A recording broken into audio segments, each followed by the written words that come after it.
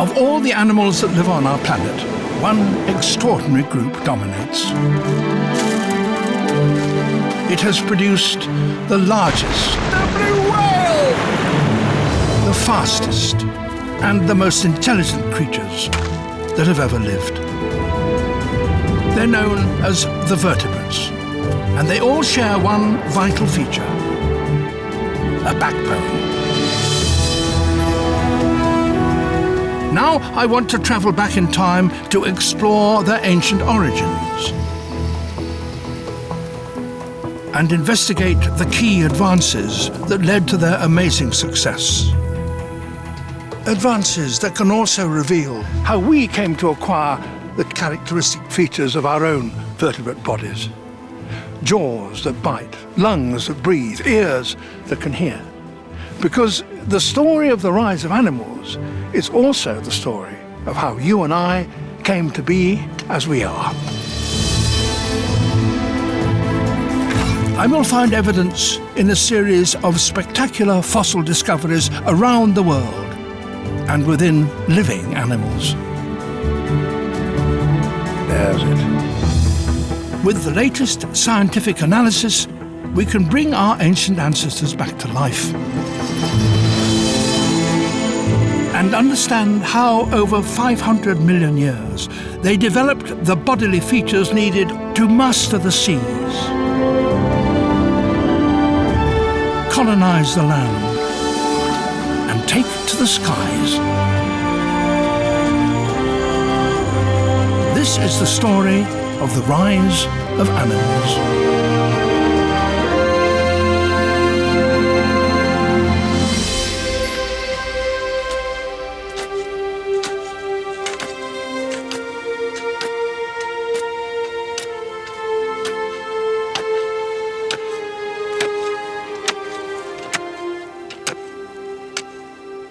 The history of life on Earth has been known in outline for many years, but there were a number of tantalizing gaps in it, particularly in the history of animals with backbones. When, for example, did the first signs of a backbone appear? And is it really true that dinosaurs developed feathers and turned into birds? Well, in recent decades, answers have been found to those extraordinary questions here in China, and I'm here to look at them. China is the new frontier for fossil discoveries. Excavations here are unearthing links in the story of the vertebrates that have so far eluded us.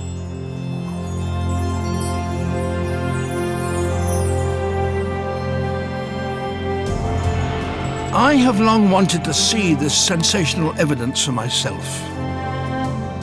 I will be travelling to the frozen north of the country and to the capital, Beijing. But to search for the first step in our journey, I'm heading south to Yunnan province.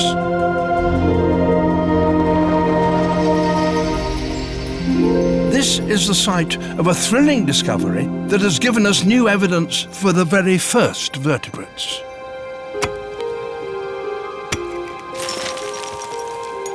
Excavators here are exposing a rich seam of rocks known as the Chongjiang fossil beds. Remarkably, they contain the remains of creatures that once swam in the ancient seas 525 million years ago. Paleontologist Ho Xiangguang was the first to discover the unique features of these beds, an astonishing perfection of preservation. These mouth parts. Yeah. That's very beautiful. You can see it's got striations on it. To find complete bodies like this is extremely rare. When an animal dies in the sea, normally bacteria destroy the soft parts very quickly, so that all that we can find afterwards are the hard parts, bone or shell. Why that didn't happen here in this particular part of this particular sea is something of a mystery. It may be something to do with the lack of oxygen. But whatever it was, it has given us a privileged view into one of the most exciting chapters in the whole history of life. The beds have so far yielded over 200 separate species. This was a time period known as the Cambrian. The land was still bare and lifeless, but underwater it was exploding into a multitude of forms.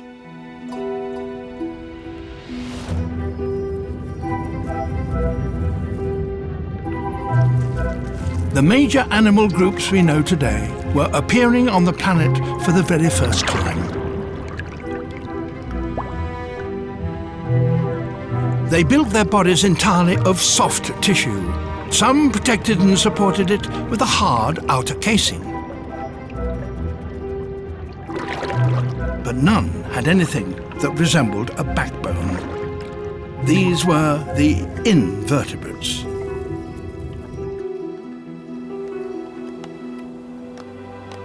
Then Professor Ho and his team found one intriguing exception. Oh, yes. It's a fossil called Myllokunmingia. But to examine it in detail, you've got to look at it under the microscope.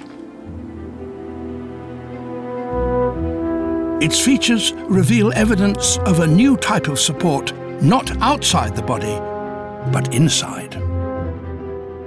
This is one of about 30 specimens that have already been found of this tiny little creature. Under the microscope, it contains an extraordinary amount of detail. Those marks are marks that have been made by the excavator's needle. This is the animal itself. This is its head, the top of its back. And nearly every one of them have these two little black spots at the front, eye spots. Looking farther down the animal, there are just some striations here, little bars, which are thought to have been the gill bars, the little constructions that carry blood vessels which enabled the animal to extract oxygen from the water as it flowed over and breathe. And behind them, farther down the animal, there are these bars, bands of muscle. And they were probably attached to a gristly rod somewhere in the middle there. This is called the notochord, which was the forerunner of the backbone. Myllokunmingia is the earliest creature we know of that we can truly call a vertebrate. And it seems clear that it used its strong inner rod to move in an entirely new way. As the muscles contract, they bend the rod from side to side. This movement pushes against the water and creates forward thrust.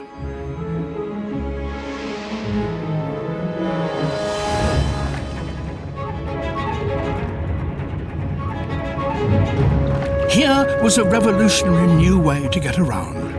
It allowed Myllokunmingia to roam far and wide and escape the dangerous invertebrate predators that were prowling the seas.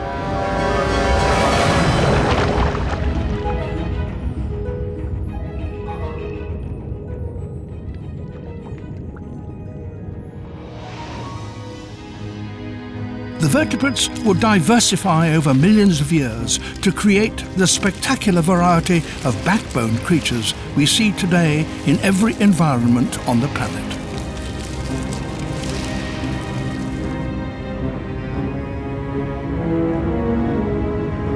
Fish dominate the seas, lakes and rivers. The amphibians live in both water and land. The reptiles can survive in the driest places on Earth. The birds rule the skies. And the mammals have insulated their bodies to adapt to every climate. We humans have used our greater intelligence to overrun the planet. This astonishing journey was built on a series of key evolutionary steps that helped our ancient ancestors to exploit their environments and overcome huge challenges. The first of these advances was the development of that inner support, the notochord. Back in Europe, you can find a creature that represents the next critical step in our story. It lives unobtrusively and often ignored in British rivers. And it sheds light on the challenges those first vertebrates faced. Ah, there it is.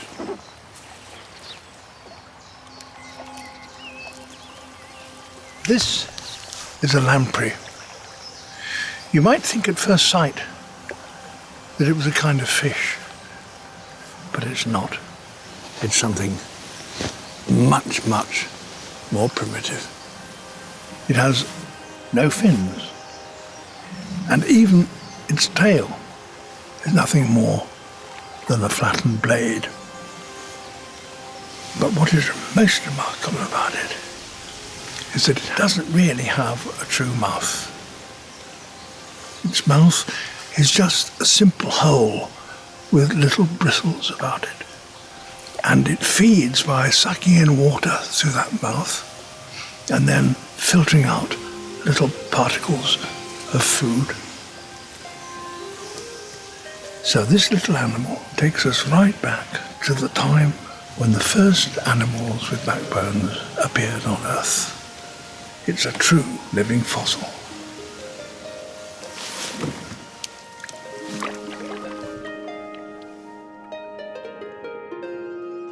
The first vertebrates seem to have had the same kind of mouth, and they were almost certainly limited to the same kind of simple food. Over time, other forms evolved with different shapes and sizes, many of them rather larger than Meliconmingia. But all of them had that very simple mouth, an opening at the front of the body, as the lamprey has today. If the early vertebrates were going to really take advantage of the variety of food that was available in those early seas, they were going to have to develop a much more complex and powerful form of eating machinery. Scientists on the east coast of the United States are seeing evidence of this evolutionary advance not in fossils, but in living creatures. Maine, New England.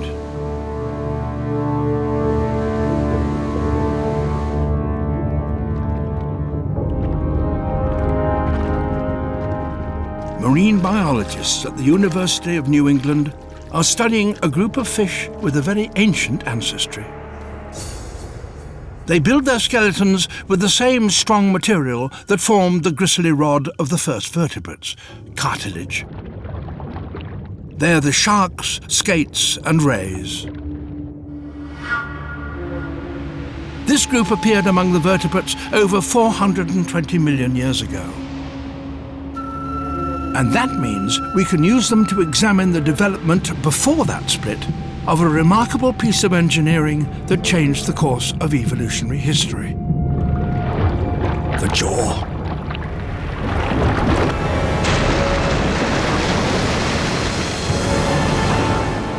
If you look back on the evolutionary tree, you'd find that a jaw is a really important feature to have. And it's one of the features that have made skates and sharks apex predators in the environments in which they live. A jaw hinged to the skull brought the new ability to grab food, then rip or grind it into digestible pieces. But where did this amazing piece of equipment come from? Scientists have found an answer by studying the way living vertebrates develop as embryos. Skates lay their fertilized eggs on the seabed inside leathery cases called mermaids' purses. Scientists can open these up and observe them as they develop, fed by a generous supply of egg yolk. This skate embryo has a simple structure shared by all embryonic vertebrates that served as the basis of the first jaw. What we see are these folds. And what's really interesting about this is that this skate is in about 4 months of its development. And if we take a close look at another vertebrate, we can see it looks very similar. Here we have the head, and it's going to follow down to the body. You also see the folds. Now this is actually a human being. It's thought that the embryos of the earliest vertebrates looked much like this, and that each fold developed into a gill. In a skate embryo, the folds furthest from the head keep to their original purpose and form the rigid arches of its gills. But the nearest fold has been adapted to form an upper and lower jaw. In a human embryo, the lower folds develop into structures that include the larynx and the throat. But the top fold, once again, constructs the jaw.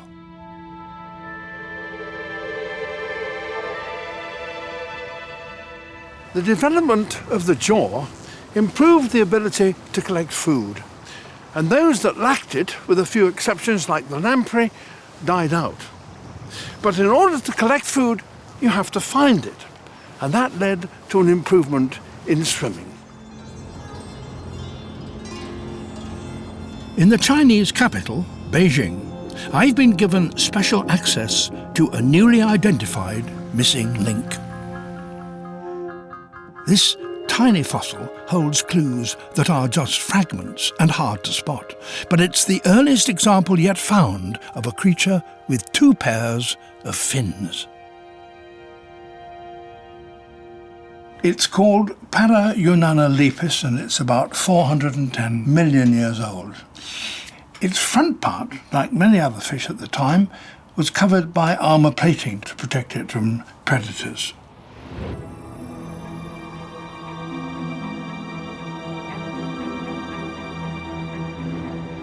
Underneath, you can see that it has a mouth. And although the lower jaw is missing, you can tell from marks on the upper jaw that it was once there. But what is most important about this is its fins. Just their stumps are visible. It had 2 fins at the front, pectoral fins. They were shaped rather like the wings of an aeroplane, and they had the same effect, creating upwards lift through the water.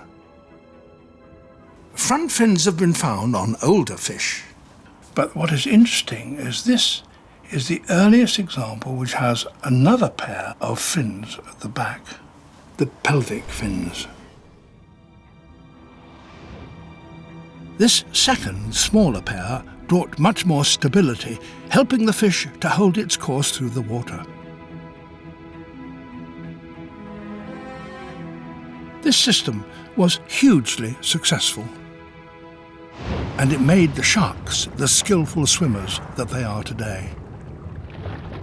So now the vertebrates had jaws and 4 fins.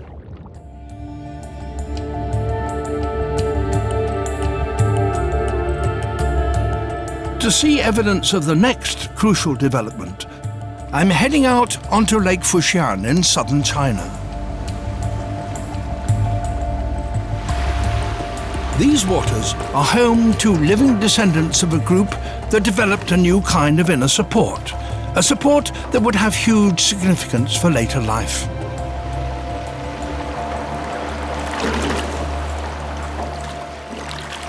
Here, they get a lot of fish, like this. It's a carp. And it's very different from the sharks we've been looking at, because instead of having cartilage skeletons, carp and others like it have skeletons that are strengthened with calcium phosphate. They're bony, and most fish today have bony skeletons. Bone contains the main material found in cartilage, a long, stringy protein called collagen. Hard crystals of calcium phosphate add strength. But the collagen can still flex slightly and prevent the bone snapping under pressure.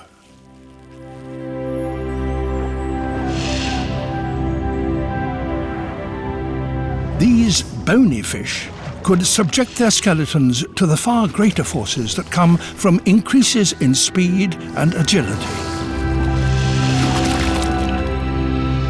They added mobile, fan-shaped fins and assumed a multitude of different forms.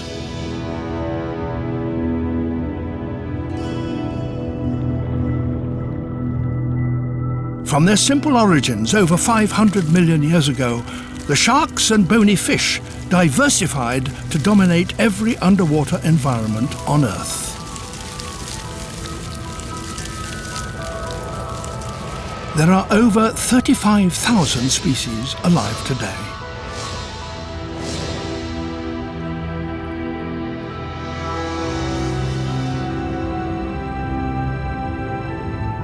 The strong inner bony support to the body had evolved in water, but it would prove most spectacularly successful in a completely new environment.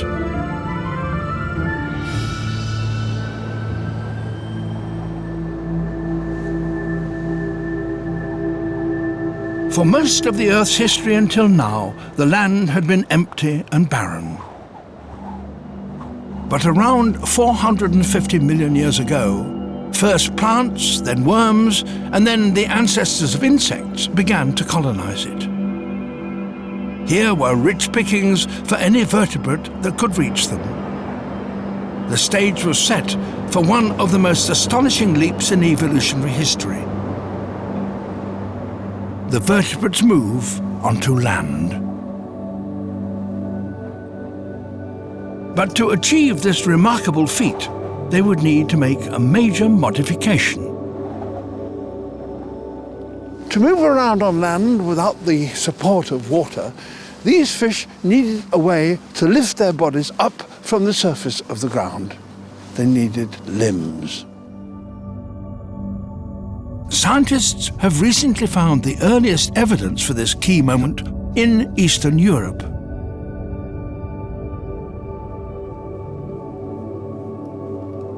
Zahelmia, Poland. Once a quarry for building stone, today this is a hugely significant fossil site. But paleontologist Per Alberg and his team aren't looking for bodies. They're looking for the marks the bodies left behind.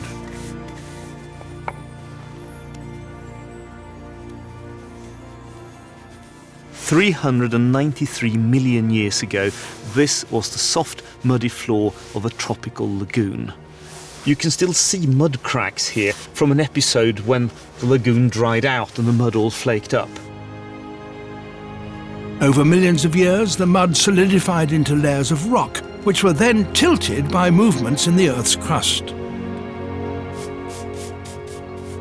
By carefully exposing each layer, Per and his team have been able to uncover a series of intriguing tracks.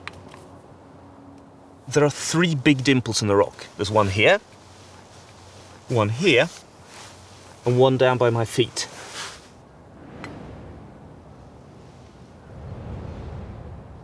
These are not erosional hollows. It's not like rock has been scooped away. Something's been pressed into the surface of the mud while it was still soft. You can see that from the internal texture here, but also from the fact that you've got a slightly raised rim around the edge where the mud has been displaced. So a large, heavy animal, presumably a vertebrate of some sort, pushed an appendage into the mud here once, twice, 3 times in succession. The marks suggest a creature floating and pushing itself around in the shallows. But Per and his team have found a more detailed set of prints that show an animal doing something even more radical. this is one of the most important specimens from the entire site. And the reason for that is the pattern that these prints make. You can see easily, I think, that they make pairs, one in front of another, in this kind of diagonal arrangement. In order to be able to produce this, you need to have limbs that stick out to the side and which can be swung forwards and backwards rather freely while you're flexing your body from side to side. Then you can generate this kind of pattern. A fish crawling trace would not look like this. Another extraordinary slab has even preserved the imprint of what Pear believes is a fully formed foot, complete with toes. So how did the vertebrates make this astonishing transition from fish swimming to animals with 4 legs walking on land? In search of clues, I'm heading to London and the Natural History Museum, home to the largest collection of plant and animal specimens in the world. I'm here to see the remains of an ancient creature once hailed as a missing link that would answer such questions. This is a type of bony fish called a coelacanth. Its fossilized skeletons have been found in rocks even older than those in Poland. Its fins have an intriguing feature not seen in other kinds of fish. Their base is a rounded, fleshy stump that looks tantalizingly like the beginnings of a leg. So scientists thought that this might well be the ancestor of all land-living vertebrates. And then a sensation. A living coelacanth was hauled up from the depths of the Indian Ocean, and the museum has acquired several of them. Here is the body of a baby coelacanth. The coelacanth female retains the egg in her body until it's fully developed. There's its yolk sac, and here's its fin. And you can see this fleshy base to it here, and then its fin rays. The question is, was that strong enough to enable a fish like this to haul itself out of the water and up onto land?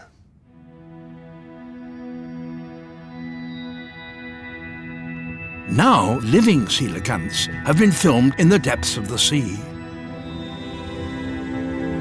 Its fleshy, muscular fins do certainly help it to maneuver its 5-foot-long body. There is even the hint of a walking pattern. But detailed analysis has revealed that their fins are still a long way from being legs. The ancient coelacanth marked a crucial early stage in that transition, but some characteristics rule it out as a direct ancestor of the land vertebrates. All land-living backboned animals have limbs which have a basic, similar bone structure. There is one bone at the top, then there are 2 bones and a group of bones followed with digits. And the coelacanths didn't have that structure. And then, recently, another fossil discovery was made. Ellesmere Island lies in the icy waters between northern Canada and Greenland. A team of American paleontologists who shot this footage believed that the rocks here were deposited in the right sort of environment for the vertebrates' move to land. We learned about a sequence of rocks that formed in ancient stream systems, and our hypothesis was that it was in those sorts of environments where limbs were being favored over fins.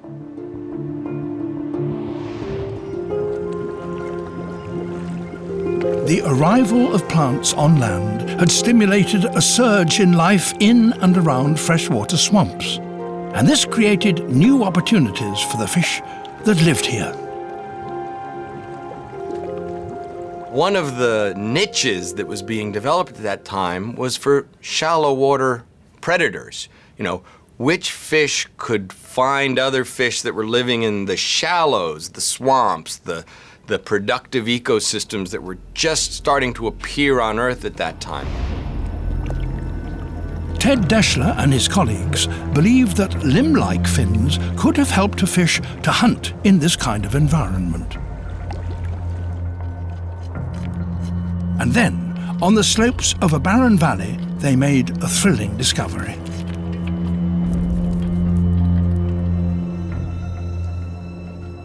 This was the fossil that got us really excited. We couldn't have dreamed, actually, that we would find something as well preserved as this one. It's about the front 2/3 or half of the body. As you can see, a very complete skull and a large piece of the body, including parts of the fin. The team found features that matched the profile of a shallow water predator. Eyes placed on the top of a flattened head, and ranks of sharp teeth. They gave it a local Inuit name, Tiktaalik. We can now work out from its bones how Tiktaalik moved around in those swamps and shallows.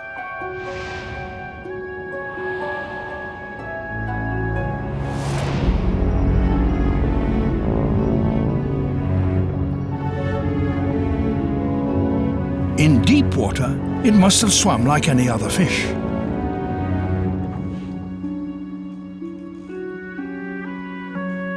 But further examination of its bones showed that it could also move its body in a far more radical way. One of the really amazing aspects of Tiktaalik that we've noticed is this evolution of the neck. There was not a rigid connection between the skull and the rest of the body. Tiktaalik is the first vertebrate we see that has freed up the neck. And when you think about it, all limbed animals, including ourselves, would not be able to move our head independently of our shoulders if it were not for these innovations that were occurring in a form like Tiktaalik. A flexible neck allowed Tiktaalik to point its jaws at its prey when space was too cramped to maneuver its whole body. But it was the fins that provided the team with the most exciting evidence. Behind the spiny rays, there were lobe-like stumps like those of the coelacanth. But Tiktaalik's bones revealed a pattern that was much closer to the basic structure of limbs. We learned a lot about the fin of Tiktaalik from this specimen. Now, this is a cast of all the different bones that we found in association, including the shoulder girdle here. But that is the complete fin skeleton from the front fin. So I'm a lobe fin fish. Here is my front fin. We call it a limb now. But here is Tiktaalik's front fin. We've got a shoulder joint. And it's very important that there's a shoulder joint which is oriented a little bit laterally, a little bit down in Tiktaalik. Very different from an animal that's just swimming with its fin and paddling along. This fin seemed to be oriented beneath the body. So this is the humerus. We all have a humerus. That's the first bone in the front appendage. We have a ulna and a radius. So you and I, all limbed animals, have an ulna and radius. We have some wrist bones, and we actually then have something which, like a wrist, could bend together and allow this fin to sit down and to contact a surface with a surface area. And so when we see all of these features, we see a structure which is very much like our limbs. So here is a fish using its fin in a very limb-like way. Tiktaalik's heavy-duty fin still helped it to swim. But if it hit the shallows, the bones and joints would help to push itself up and punt around. But this new limb didn't just help mobility in the water.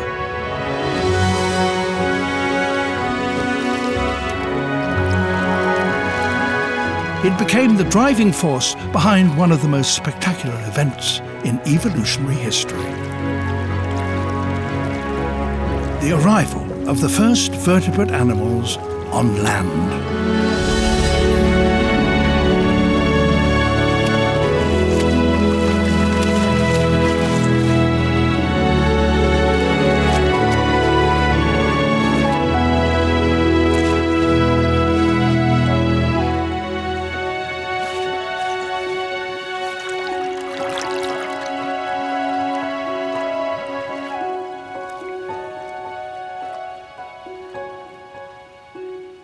Over time, creatures evolved that spent most of their time out of water. They formed a new group we call amphibians. And to survive on land, they had to solve a new challenge. They had to be able to extract oxygen not from water like their fish ancestors, but from the air. Fish use gills to absorb oxygen into the body. In air, gills quickly dry out and stop working.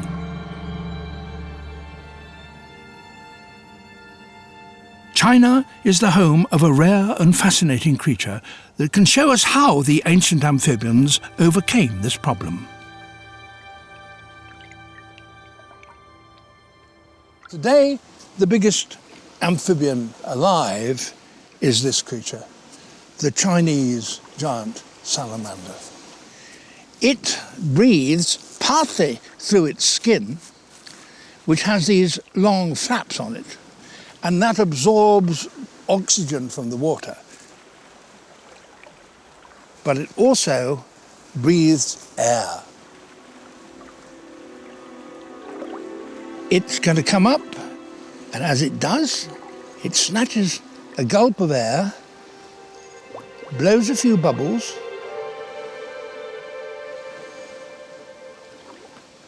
and sinks down again. Its jaw acts as a pump, forcing air down into the body. Here, oxygen is absorbed into the bloodstream from two inflatable sacs with permeable walls, lungs.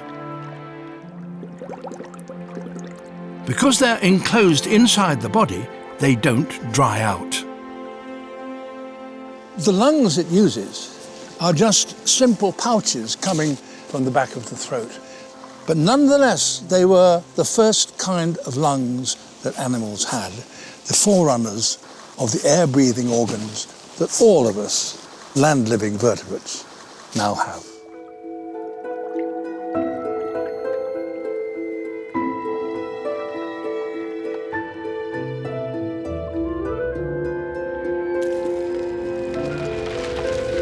From their origins around 365 million years ago, the amphibians took on many different forms. Over 7,000 species now live in a variety of habitats, on land and in water.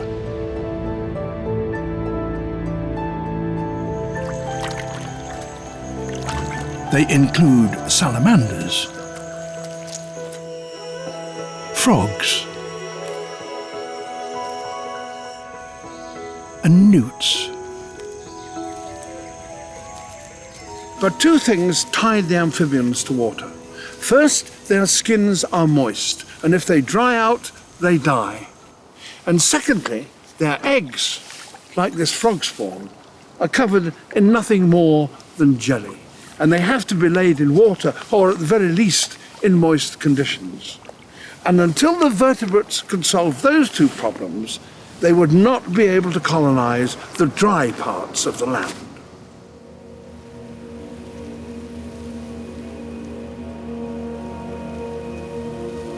Then a group of pioneers appeared with an amazing new feature to their bodies. We can find the evidence for this next step by looking at animals that can survive far from water today.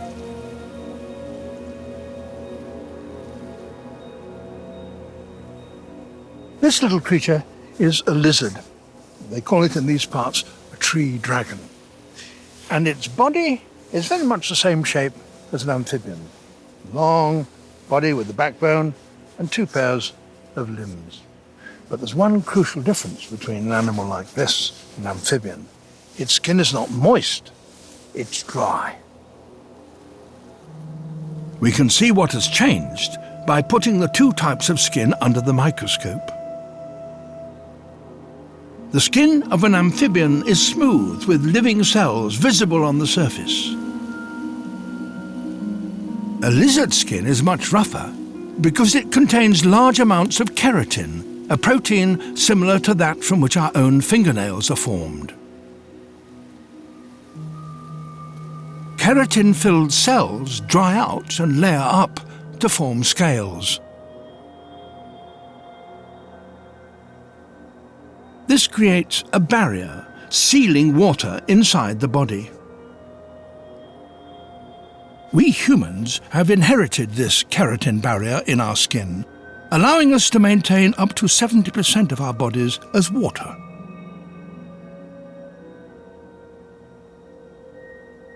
Animals with this body plan became a huge success. They evolved into a great number of species, big and small.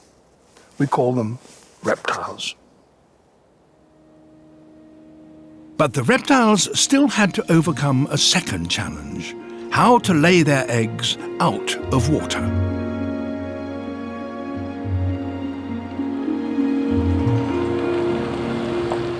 I have come to Lufeng in southern China to see evidence gathered by local scientists of the ingenious solution. Thank you very much. These eggs were laid by a reptile, and as you might imagine, a pretty big one at that. The first reptilian eggs almost certainly had a leathery covering, rather like those a turtle lays today. But these eggs are different. They have a hard covering, a shell. And you can see where the weight of the sand that eventually covered them and fossilized them bore down upon them. They crushed that shell, but the pieces are still in place. From examining modern reptile eggs, we know that this shell must have been made of hard calcium carbonate, and it must have supported an inner fibrous membrane. Together, they made the egg watertight. And that meant that the animals that laid them no longer had to go back to the water to lay their eggs, as all amphibians had to do. Instead, they could go to the driest part of the land and breed and nest and lay their eggs.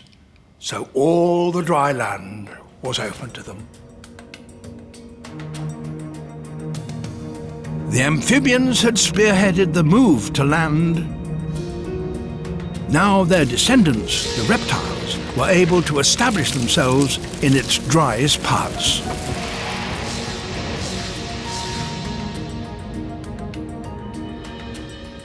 Over 9,500 species now inhabit our planet.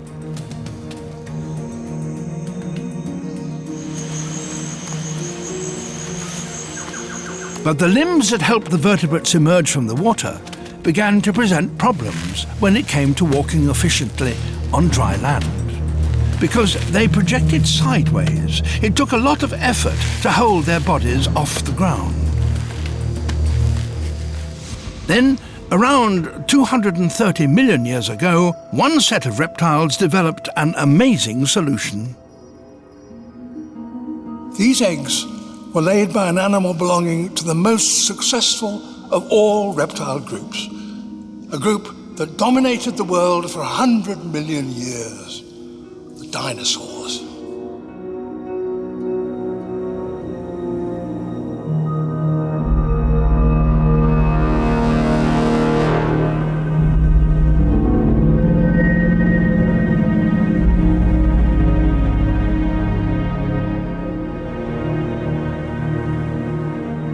More than 150 different species of dinosaur have been found in the rocks of China alone, and over 1,000 worldwide.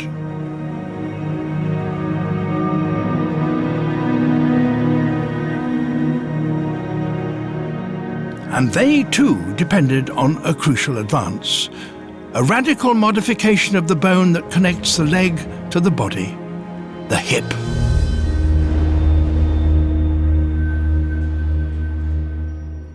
This is Lufungosaurus, a plant eater.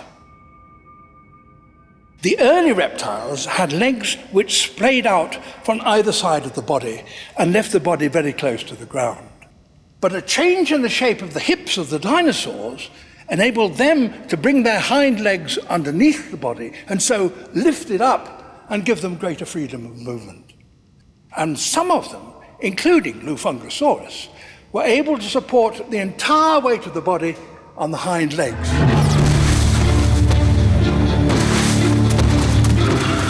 This new hip, along with sturdier leg joints, allowed the dinosaurs to take longer strides and support heavier bodies. They became the largest animals that have ever lived on land. But this new way of walking was also the first step on the road to an even more radical evolutionary advance. It was from this group of two-legged dinosaurs that there came a truly astonishing development that we are only just beginning to understand, and that was to lift the vertebrates to a completely new level. The backbone animals had colonized the seas and invaded the land. But there was one final habitat to explore: the skies. Another extraordinary Chinese fossil bed is providing the missing evidence for one of the great mysteries in evolutionary science: the intriguing link between dinosaurs and birds.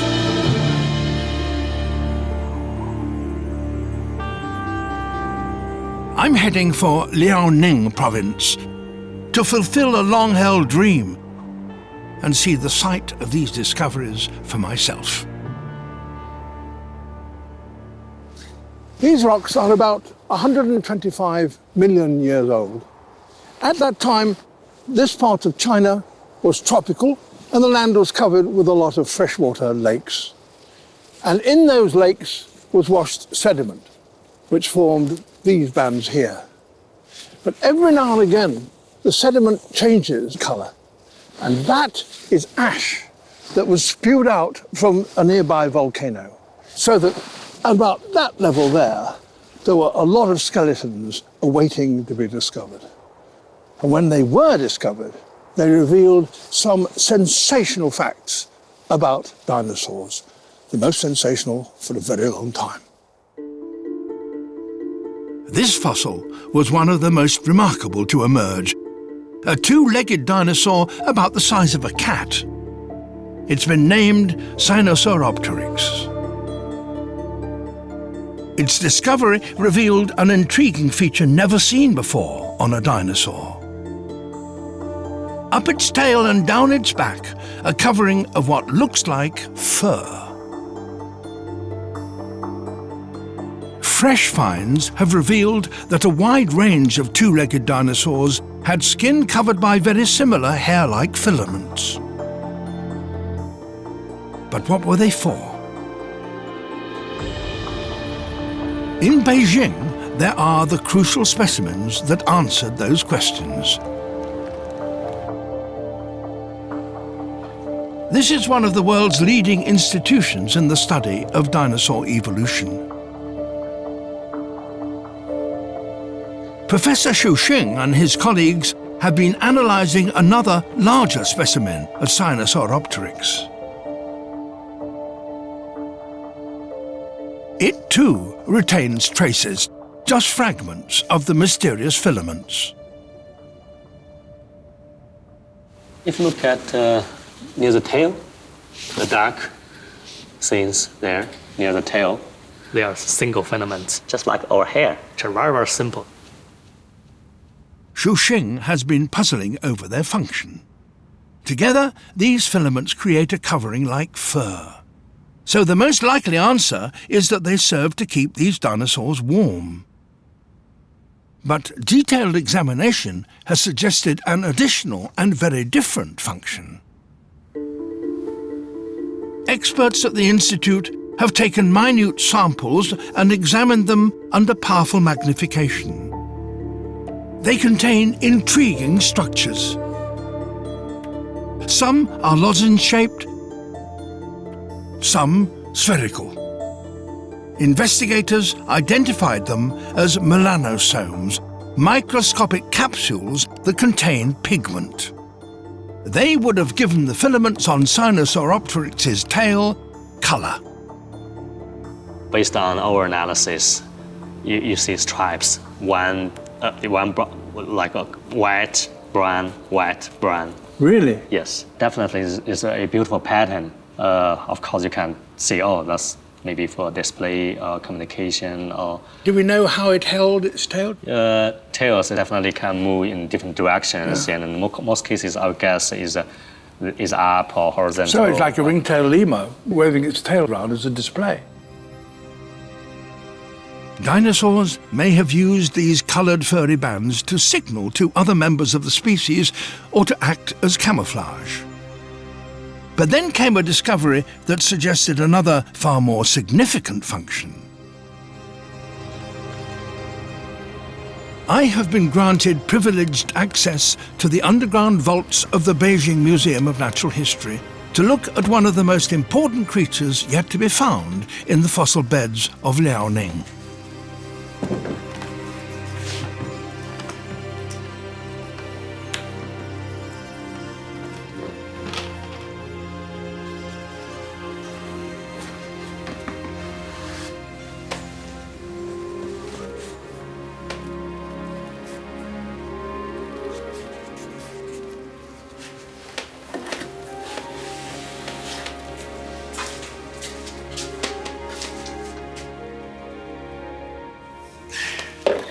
This is Anchiornis, a creature that's clearly a dinosaur.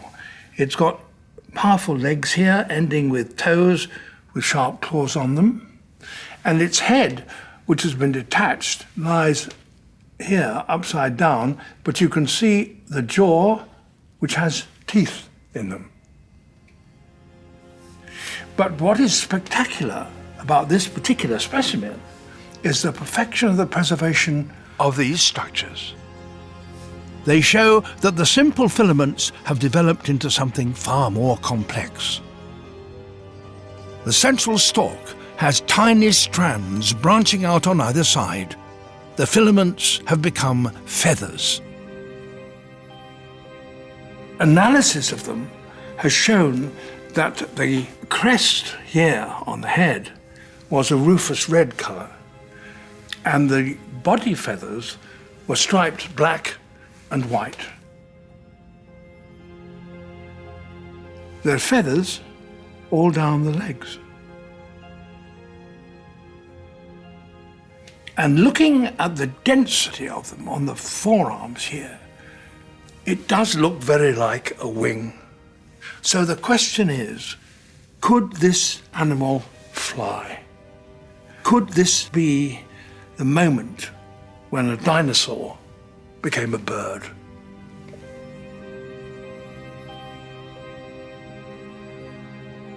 A clue to the answer could come from the environment in which it lived. At this time, this area of northern China was covered in lush forests. Animals that could climb trees would be able to collect food that was not available on the ground. They could also find safety from ground-living predators. Xu Xing and his colleagues see evidence that Anchiornis adapted to a tree-living way of life by putting its feathers to a new use. Anchiornis has some features suggesting tree-living lifestyle. For example, you look at their Anchiornis toe, they have very curved claws. And also they have big feathers attached to their feet.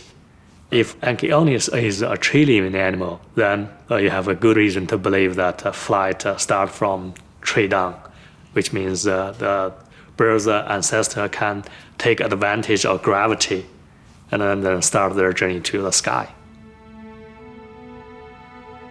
Because Anchiornis lived high up, it could use its feathers to glide.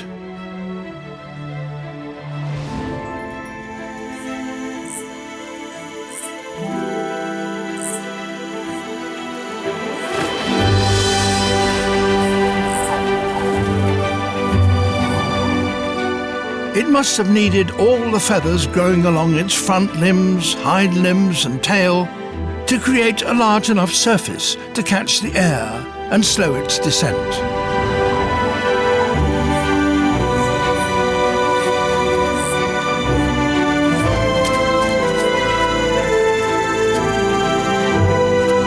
It wasn't capable of flapping flight, but at 160 million years old, it's now the earliest creature we know to have used feathers to fly.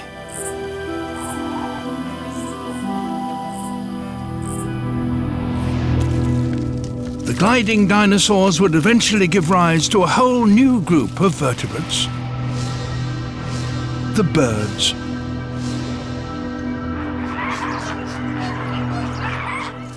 Over 9,000 species crowd our skies today.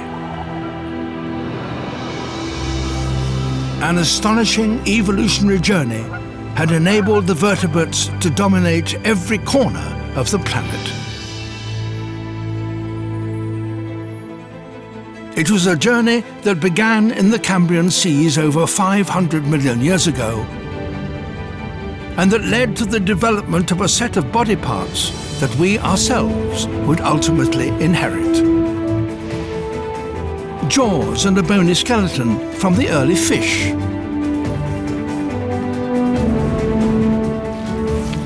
Limbs and lungs from the amphibians. Watertight skin from the reptiles. By the time the birds appeared on the planet, the early pioneers of another major vertebrate group had also evolved. At first, they were tiny, but they were destined eventually to dominate the Earth. They were the mammals.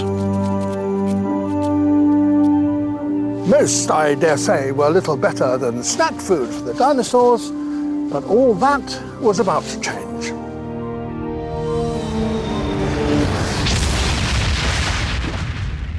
A devastating meteor strike that many believe triggered a mass extinction. We don't know exactly what happened, but certainly 65 million years ago, all the dinosaurs disappeared. But some of the birds and mammals survived. And with the bigger dinosaurs gone, the world was up for grabs.